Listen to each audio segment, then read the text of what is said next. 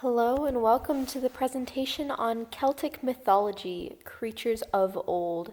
This presentation will be focused on Celtic creatures, unfortunately not the deities. So before we can jump into the creatures, we want to know where they're living and where we should be geographically picturing this. So where does Celtic cover? It covers Scotland, Ireland, the Isle of Man, Wales, Cornwall, and Brittany. You can see them all in different colors on the right.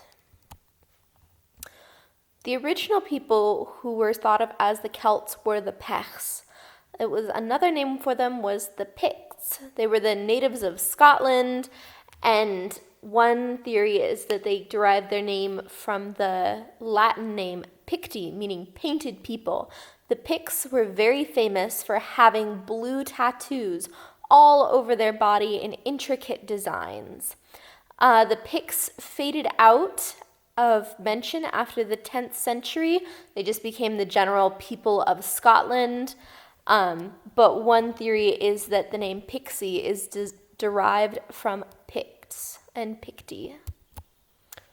All right, and how the mythology was recorded, it was a lot of oral history, word of mouth, people gathering around a fire and telling each other these horrible stories of things that go bump in the night, because Scotland, Ireland, Isle of Man, Wales, Cornwall, it was all very difficult to live there, and a lot of things wanted to kill you.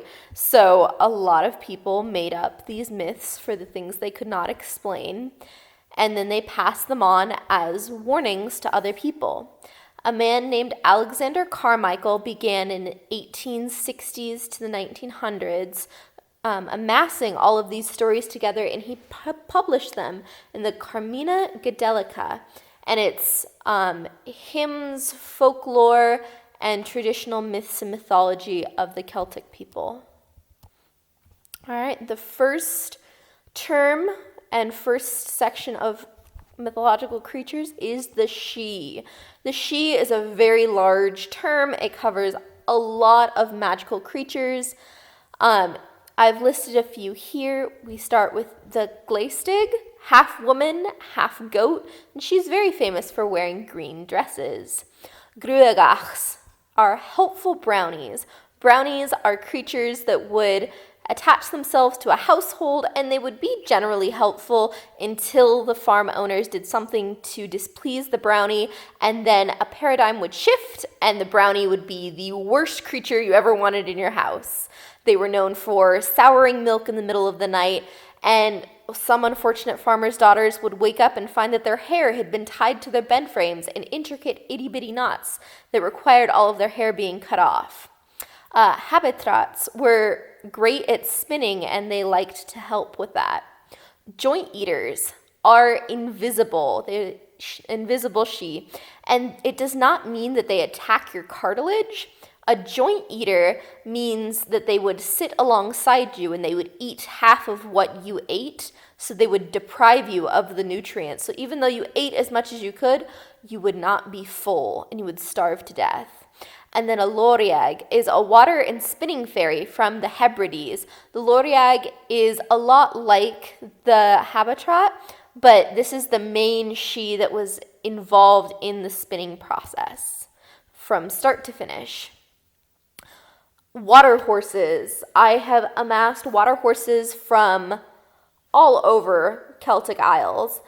This is one myth that is very prevalent, and each geographic location seems to have their own variation, which really makes you wonder what was going on with those lochs, the lakes, the rivers. Nobody wanted to be drowned. So starting off with this Scottish Kelpie, it was just a horse that you saw. It was pretty. It sometimes did have some kelp in its mane, but the moment you hopped up on it, it would run to the water and it would try and drown you. But it has a nefarious cousin called the Uisge that is more of an Irish water horse. And that horse was, like I said, a lot more nefarious. As long as they were inland, they were perfectly fine. You could touch them, pet them, but as soon as one of the Ich Ishke smelt water, their skin would become adhesive and you would become stuck to the horse as soon as you touched it. There are many different tales around Ich Ishke because they were also shapeshifters. And so you really had to be careful about strange animals or even strange people that you saw by the sides of the lochs, because you would touch them, you would adhere to them, and then they would run into the water and eat everything but your liver. One such tale goes that there was a group of small children, 10 traditionally, that were all playing together. And there was this beautiful horse that came up to them. And of course, they were small children. They wanted to pet the horse. They loved the horse. And magically, this horse's back became super long. And they could all ride on the horse. And so they all hopped on, and then they rode too close to the water. And it was an Ich Ishke. And the horse became adhesive. None of the children could get off, except for the one child who had been petting the horse, and they had to cut off their own hand so that they did not get drug into the water and drowned as well. Over in the Shetland Isles, there are two different variations of water horses, the Nuggle and the Schupelty. They are smaller. They're ponies. They will try and kill you, don't get me wrong, but Shetland is also known for having the Shetland ponies, and so it's very fitting that their water horses are actually water ponies. And then there is a very, very sinister one called the Nukalavi.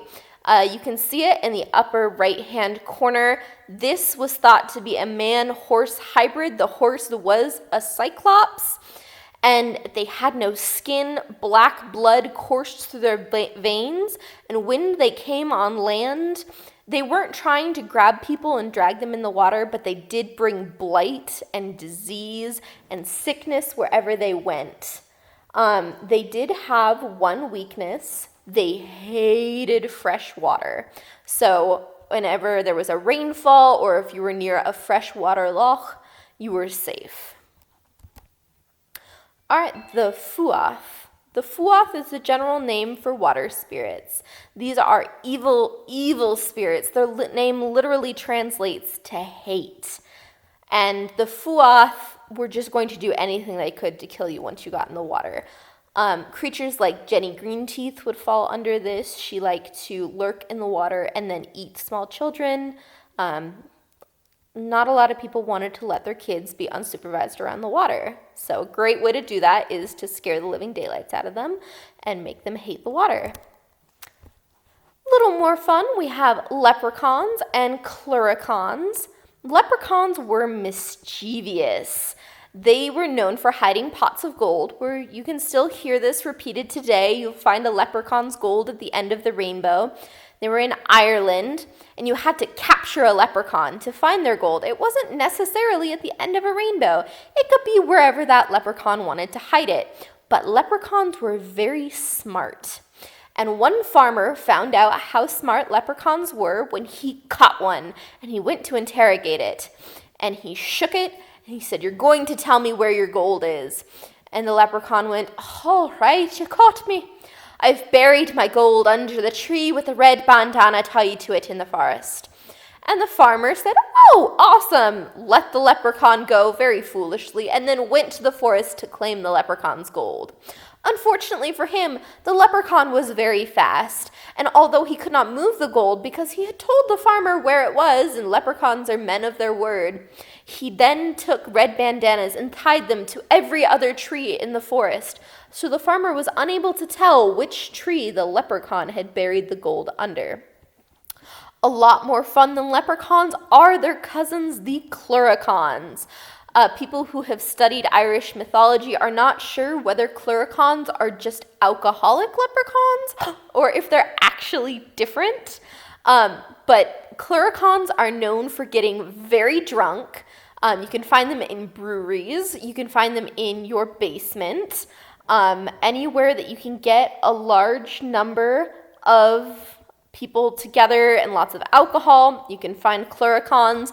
Their favorite things to do are drink all of your alcohol and then go find your dogs and ride your dogs. That's a cluricon. If you have no booze and your dog is very tired, you may have a cluricon, but they can be helpful. For instance, if you left a barrel tapped, then they would helpfully, shut it back up so your booze didn't go bad. Selkies. Selkies are another piece of Irish mythology. They are seal women.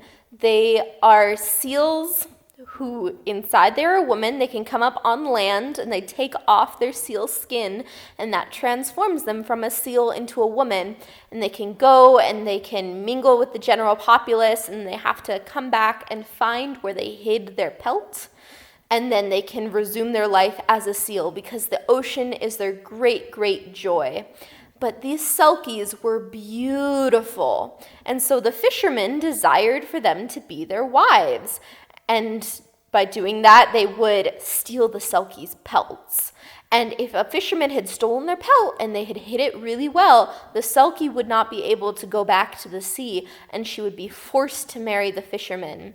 Now, the fisherman had to keep that pelt in hiding because no matter how much the selkie loved her forced husband, once that selkie found her pelt again, she would be compelled to rejoin the sea and could never again walk on land.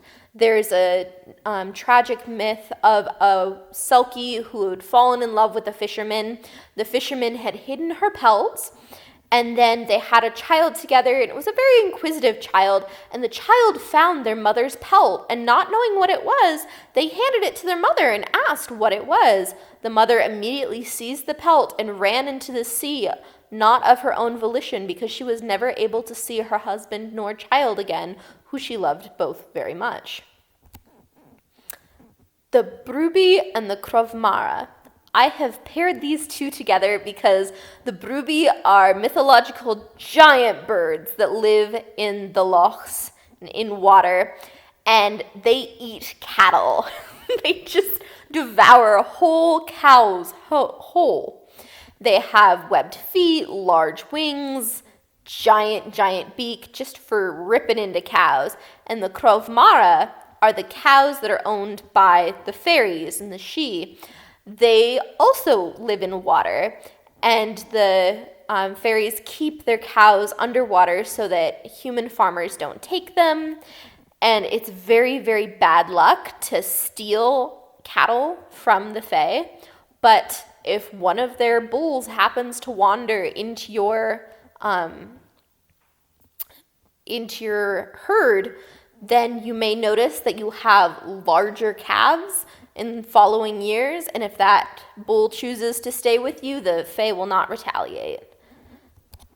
All right, red caps and powries. So these are two creatures that are very similar and may just have different names due to geographical areas, because Celtic mythology does cover a large range.